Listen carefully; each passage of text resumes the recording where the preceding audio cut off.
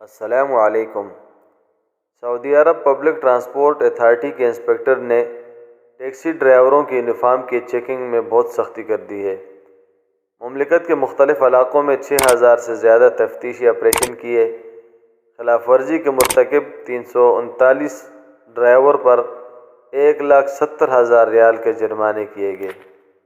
واضح رہے کہ یونیفارم کی پابندی نہ کرنے والے ٹیکسی ڈرائیور پر 500 ریال کا جرمانہ مقرر ہے، اور یونیفارم کی یہ پابندی ایئرپورٹس اور پرائیویٹ سیکٹرز دونوں میں لازمی ہے، جبکہ اپلیکیشن ٹیکسی ڈرائیور پر 12 جولائی 2022 سے یونیفارم کی پابندی عائد کر دی جائے گی۔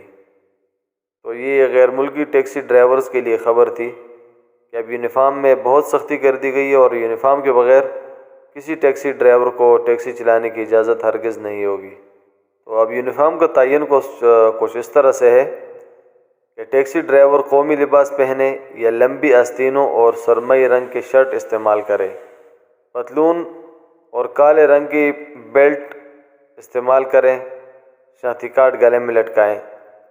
اتھارٹی نے توجہ دلائی ہے کہ ٹیکسی ڈرائیور جیکٹ یا کوٹ حسب ضرورت استعمال کریں، یعنی اگر وہ استعمال کرنا چاہیں تو بھی ٹھیک ہے، گرمی ہے نہیں استعمال کرنا چاہتے تو بھی ٹھیک ہے، یعنی یہ یونیفارم میں لازمی نہیں ہے۔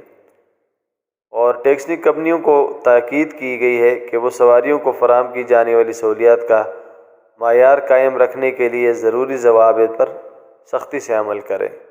یہ دوسری خبر جوار کعبہ سے ہے کہ مکہ مکرمہ کے قریب جعرانہ کنواں جو سیاحت کے لیے بڑا مشہور تھا، تو وہاں سے سیاحوں کے لیے ایک بری خبر ہے کہ اس کنویں کو حکومت نے بند کر دیا ہے۔ سعودی وزارت ماحولیات و پانی و زراعت نے جعرانہ کنویں کے بارے میں بتایا کہ یہ راہگیروں کے لیے خطرہ تھا، اور مقامی لوگوں کی شکایت کی وجہ سے اس کو بند کر دیا گیا ہے۔ اس کنویں کا پس منظر کچھ اس طرح سے ہے۔ مقام جعرانہ طائف کے جانے والے راستے پہ موجود ہے۔ جعرانہ کے مقام پر حرم کی حدود ختم ہو جاتی ہے۔ یہاں ہی مسجد جعرانہ واقع ہے۔ یہاں ایک تاریخی کنواں ہے۔ آج کل لوگ مکہ مکرمہ سے عمرہ کا احرام باندھنے کی غرض سے اس مقام پر بھی جاتے ہیں۔ اس مسجد کی تاریخی پس منظر کچھ اس طرح سے ہے کہ غزوہ حنین کے بعد رسول اللہ صلی اللہ علیہ وسلم نے یہاں مال غنیمت تقسیم کیا تھا، پھر اسی مقام سے آپ نے احرام باندھ کے عمرہ ادا کیا تھا۔ اسی موقع پر آپ نے قریش کے 9 مسلموں کی تالیفی قلب کے لیے انہیں کچھ زیادہ مال عطا فرمایا تھا، جس پر انصار کے بعد نوجوانوں کا یہ خیال آیا تھا کہ آپ انہیں اپنے ہم قوم ہونے کے ناطے زیادہ ان کو نواز رہے ہیں۔ اگر آپ صلی اللہ علیہ وسلم آمرانہ حکومت یا آمرانہ انداز اختیار کرتے تو اس نوجوان کو سزا دیتے، لیکن آپ صلی اللہ علیہ وسلم نے اس کے بجائے انصار کو جمع کیا اور تفصیل سے اس بات کی وضاحت فرمائی کہ قریش کے 9 مسلموں کو زیادہ مال کیوں دیا ہے۔ اس موقع پہ آپ صلی اللہ علیہ وسلم نے انصار کو یہ خوشخبری بھی سنائی کہ لوگ تو مال و دولت لے کے جائیں گے، جبکہ تم اللہ کے رسول صلی اللہ علیہ وسلم کو اپنے ساتھ لے کے جاؤ گے۔